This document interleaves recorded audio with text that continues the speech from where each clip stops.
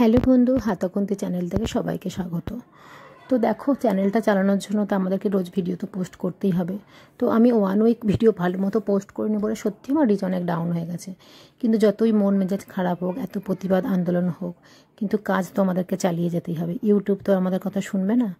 তো সেই কারণে যা রান্না করেছি সেটারই একটু ভিডিও আমি পোস্ট করলাম। তো দেখো, আমি চিকেনটাকে ম্যারিনেট করলাম 1 চামচ আদা রসুন পেঁয়াজ বাটা দিয়ে, আর একটু নুন, একটু সর্ষের তেল, একটু লঙ্কা বাটা দিয়ে ম্যারিনেট করে কিছুক্ষণ ঘন্টাখানেক রাখলাম। কড়াই দেখছো তেল দিয়ে দিয়েছি, একটু হলুদও দিয়ে দিয়েছি, আর একটু সামান্য নুনও দিয়ে দেবো। দিয়ে আমি মাংসের চিকেনের জন্য যে আলুগুলো কেটে রেখেছিলাম সবগুলো একটু ভালো করে লাল লাল করে ভেজে তুলব। তো সেই জন্য সব আলুগুলো দিয়ে দিলাম। এবার যেহেতু হলুদটা তেলে দিয়েছি সেই জন্য পুরো আলুতে ভালোভাবে লেগে যায় বা বেশ একটা কালারও সুন্দর আসে। তো এবার চলো আলুটা ভেজে তোলার পালা। আমি আলুটা ভেজে তুলে নিই। এবারে ওই যে তেলটা থাকবে, তেলটার মধ্যে একদম পেঁয়াজ আদা রসুন যে আমি বাটা করেছিলাম একবার সবটা মিশ্রণটা আমি দিয়ে দেবো। যেটা বেশ তেলেতে ভালো করে কষবো। আর এই তেলেতে ভালো করে কষতে কষতে একটু দেখো, আমি লঙ্কা বাটা ছিল 1 চামচ লঙ্কা বাটা আমি দিয়েছি। তো ম্যারিনেট করার সময় 1/2 চামচ মতো আমি লঙ্কা বাটা দিয়েছিলাম। আর একটু আমি ঘি দিয়ে দিলাম 1/2 চামচ, জাস্ট একটু ফ্লেভারের জন্য। আর এই যে জলটা দেখছো, এটাতে আমার 1 চামচ গরম মশলা আর একটু তেজপাতা আর বাটনা বাটার জল।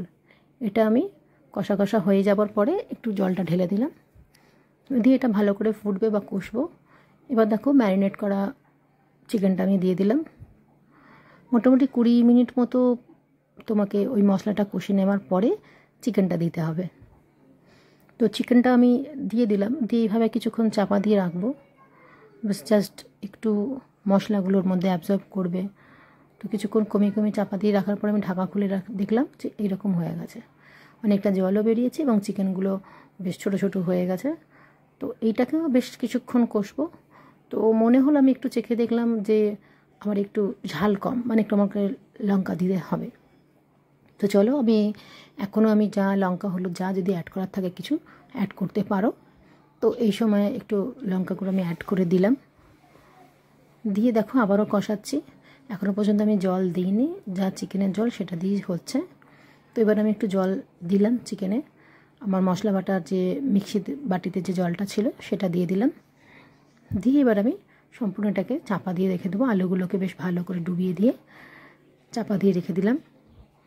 খুব লো আঁচে একদম কমিয়ে দিয়ে সিম করে আমি চাপা দিলাম।